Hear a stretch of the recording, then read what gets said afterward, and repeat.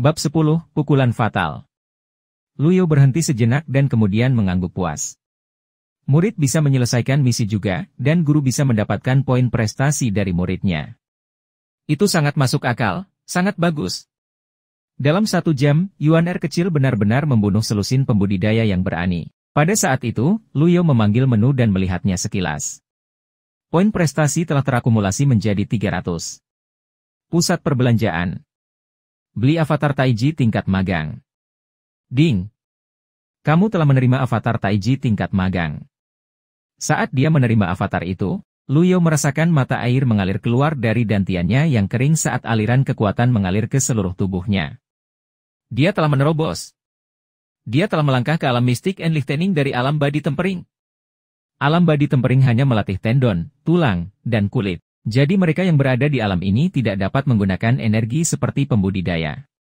Tetapi, ketika seseorang menjadi seorang kultivator, kemampuannya berlipat ganda. Benar saja, tidak ada hambatan. Luyo merasakan perubahan di tubuhnya.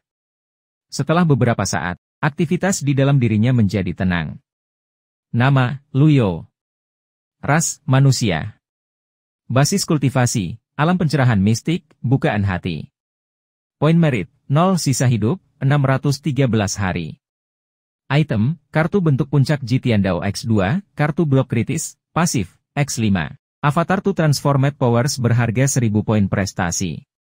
Itu adalah penipuan besar-besaran. Tampaknya tidak semudah yang dibayangkannya jika ingin mencapai ketinggian yang sama dengan Jitian Dao. Selain itu, tidak ada teknik kultivasi yang sesuai yang bisa dia praktikkan untuk saat ini. Haruskah saya berlatih teknik kultivasi lama? Dalam benak Luyo, memang ada banyak metode dan pengalaman kultivasi yang berhubungan dengan Jitian Dao, metode kultivasi 9 muridnya, serta kelebihan dan kekurangannya. Namun, teknik kultivasi tersebut disesuaikan untuk mereka dan tidak cocok untuknya. Adapun teknik kultivasi Jitian Dao sendiri, nampaknya menjadi stagnan setelah berlatih karena tubuhnya yang menua. Itu berarti bahwa dia harus memperpanjang hidupnya sebelum dia dapat mempertimbangkan untuk melanjutkannya. Sebelumnya, dia lebih suka tidak berlatih teknik kultivasi apapun daripada berlatih teknik yang buruk. Dia bisa saja menunggu. Sekarang, poin pahala tampaknya telah berhenti meningkat. Basis budidaya Yuan kecil ada di alam pengadilan ilahi, jadi sangat mudah baginya untuk berurusan dengan ikan kecil dan udang ini.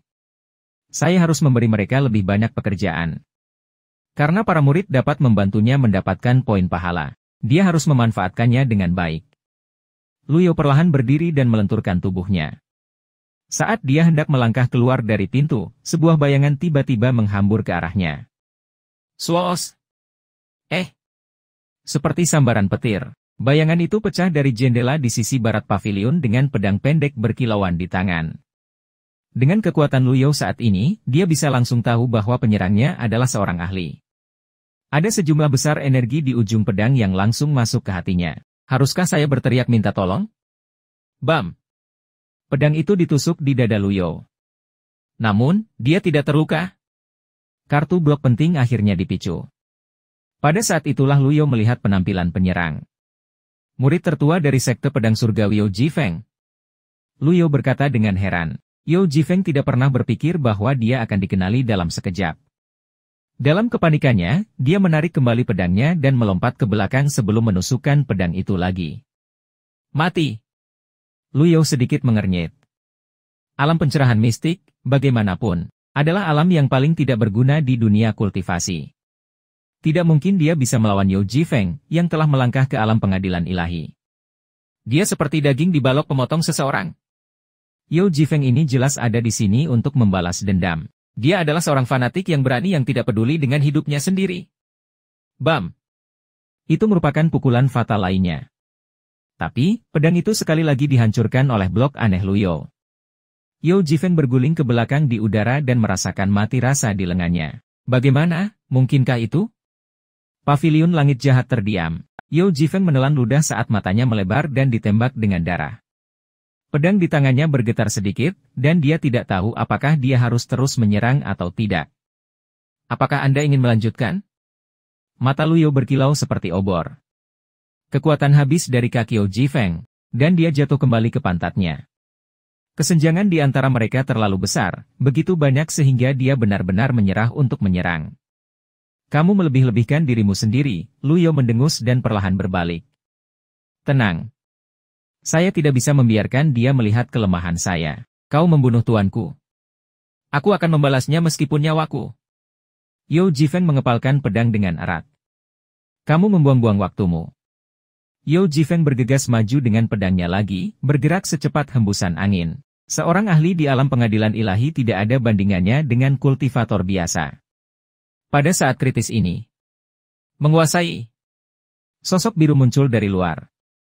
Sementara itu, hati Yao Jifeng bergetar dan gerakannya melambat. Bam! Sosok biru itu mengeluarkan seberkas energi dan menjatuhkannya terbang. Akibatnya, Yao Jifeng mengeluarkan seteguk darah dan jatuh ke tanah. Berani-beraninya kamu menyelinap menyerang tuanku. Apakah kamu buta? Yuan Er kecil mendarat, memperlihatkan giginya dengan senyum mematikan di wajahnya. Mundur, Yuan Er. Tuan, dia menyerangmu. Aku ingin memotongnya menjadi beberapa bagian untuk membantumu melampiaskan amarahmu. Ketika Yao Jifeng mendengar itu, wajahnya menjadi pucat seperti spray. Benar saja, 9 murid pavilion langit jahat semuanya sangat ganas. Apa yang dia ketahui tentang mereka berasal dari rumor, yang penuh dengan kebohongan dan kebohongan.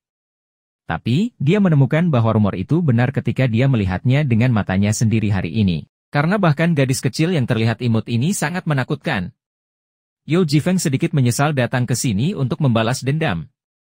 Sementara itu, Lu Yao sudah siap di permukaan, tapi dia terus mendesah di dalam hatinya. Tubuh tua ini sangat lemah. Ketika dia dalam kondisi puncak, dia bahkan tidak memperhatikan seseorang seperti Yao Jifeng.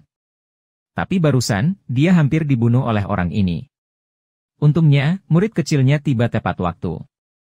Jika tidak, 5 kartu blok kritisnya tidak akan bertahan terlalu lama, dan dia harus membuang kartu pengalaman bentuk puncak lainnya. Lu Yao tidak terkejut bahwa Yao Jifeng, dengan basis kultivasinya di alam pengadilan ilahi, dapat menyelinap ke atas gunung, karena perisai belum diperbaiki, dan perhatian beberapa muridnya ada di tempat lain. Dia hanya tidak menyangka bahwa yang lain akan begitu berani untuk menyelinap menyerangnya.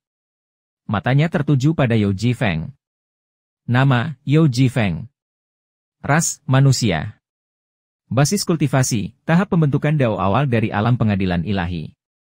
Status, musuh, tingkat permusuhan 85%. Aku membunuh tuanmu, dan masuk akal bagimu untuk datang kepadaku untuk membalas dendam.